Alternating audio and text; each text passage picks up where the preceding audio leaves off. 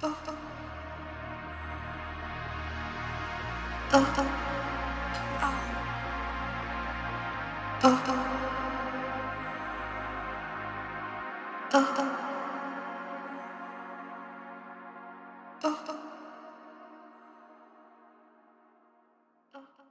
I've noticed recently is when I'm teaching somebody else a skill set, where that's something that I have worked on for a long time, for example, accents or filmmaking or something acting or film related, they find that when I'm teaching them about the craft, I can give them the experiments I use to explore that skill set, to develop that skill set.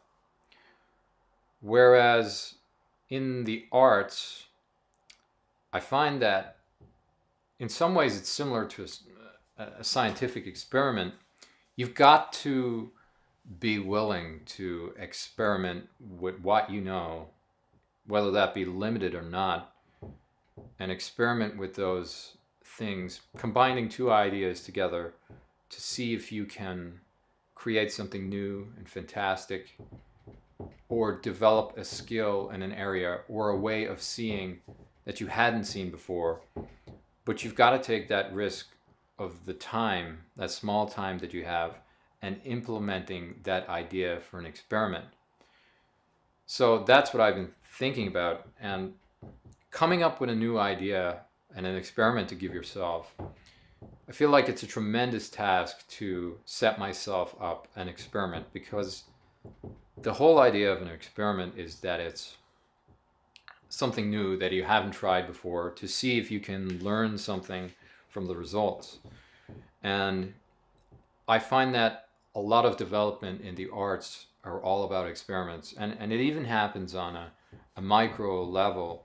Even if it's a skill set, there's still experiments. Like learning an accent might seem like a very mechanical thing, but it's not. You've got to constantly test yourself and constantly push the boundaries of what you know about that accent, and you're putting yourself into a difficult position where will that skill set, like an accent, hold up under the pressured environment of, example, now I'm doing video. Will it hold up within this environment, and will I stay consistent within the accent the whole way through this video, which I'd say 90% is going to be pretty good. But for me to get to this place, I've had to push the boundaries of what I've known to get better at the subject, because I had never tried to develop the accent skill sets before this, and it was a new idea to me. I want to get to a point where the accent is almost flawless and it's in my own voice and it sounds authentic. So that's the place I want to get to. So by doing this video in this accent, I'm also demonstrating the idea of an experiment, and this would be one of those experiments. And the flip side of when you teach somebody something who you have a much better skill set in them, in the arts anyways, you can give them the experiments you tried, or the best experiments that worked for you across time. They would develop that skill set very easily. But the problem is, before you have the skill set, especially in an art subject, you need to be willing to take that risk. And the easiest option is that someone tells you what experiments you should try. But I think there is more merit in the person trying to learn the skill set to come up with the experiments themselves, because it's twofold. They're using their self to generate the experiment, and it's not coming from somewhere else. It is completely original idea for an experiment. Whether it would fail or not, it doesn't really matter. But the fact that you would take the leap of faith it takes to maybe waste a couple of hours on a subject to get better at it and try to experiment, that is worth the time, because it is the hardest thing to generate or implement new ideas or experiments that you have.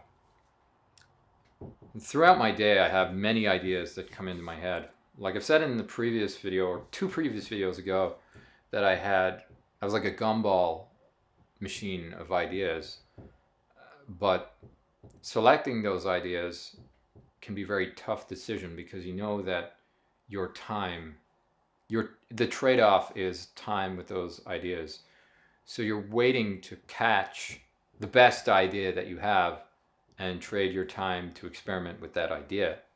So the great thing about having a mentor, and that's kind of where I'm going at the moment, is that most of what I've done has been self-taught, and now I'd like to have a mentor again who's much better in the areas that I am, so they can literally give me a better suggestion for experiments that I can do myself. Even though I can implement really good experiments, and that is worthwhile in itself, but the fast track to developing the skill is having a mentor.